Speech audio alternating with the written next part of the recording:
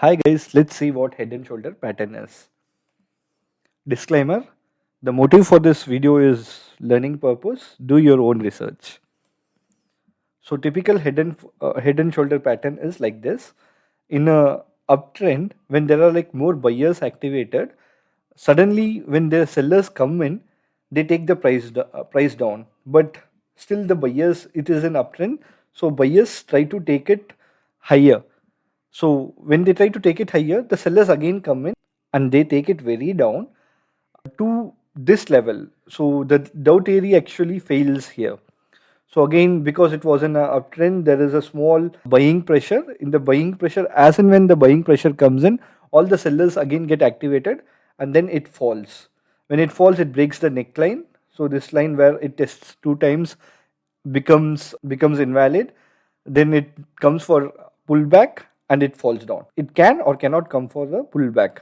And the target basically is the level from neckline to the head top would be the general target, and stop loss would be above right shoulder. So let's see this in chart.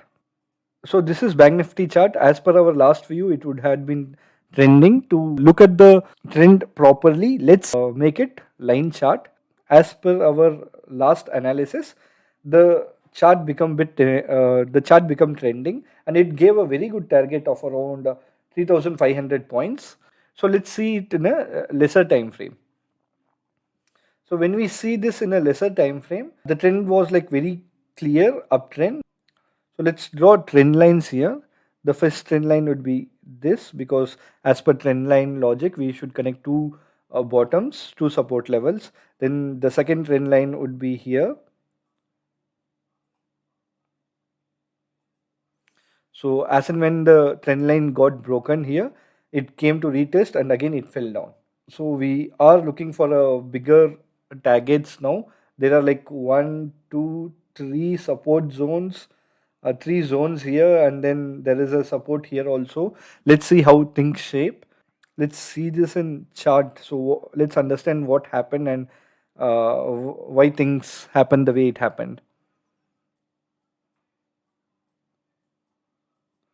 So if you can see it clearly, I think it's a very interesting chart. Let's go further down.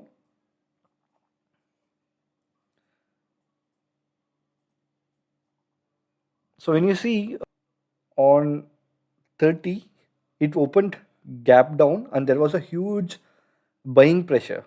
There was a huge buying pressure, and suddenly when sell off came in, there was like with limited sellers here.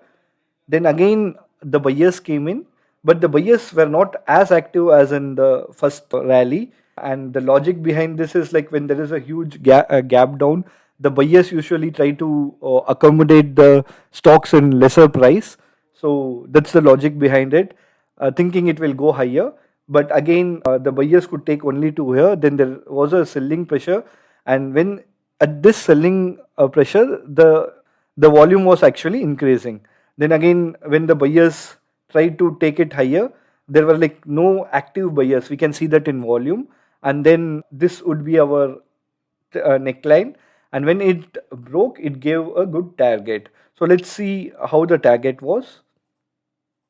We should plan for our entry as soon as this neckline is broken. We can take targets in two parts. That is like first target would be this height to this area, that is like from here to here can be first target.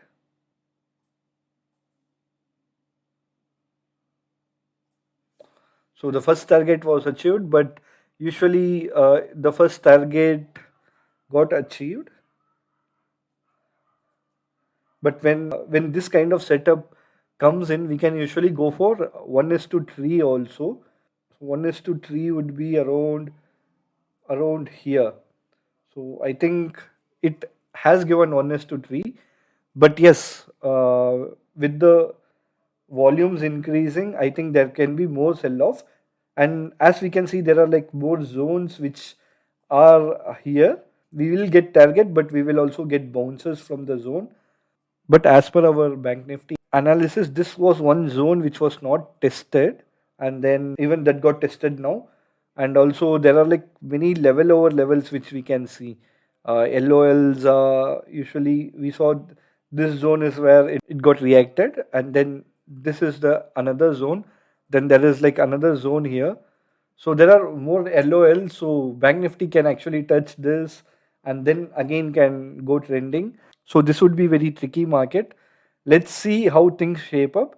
But there is like a level of uncertainty in the market, be it election results or be it the rising COVID cases and the situation here.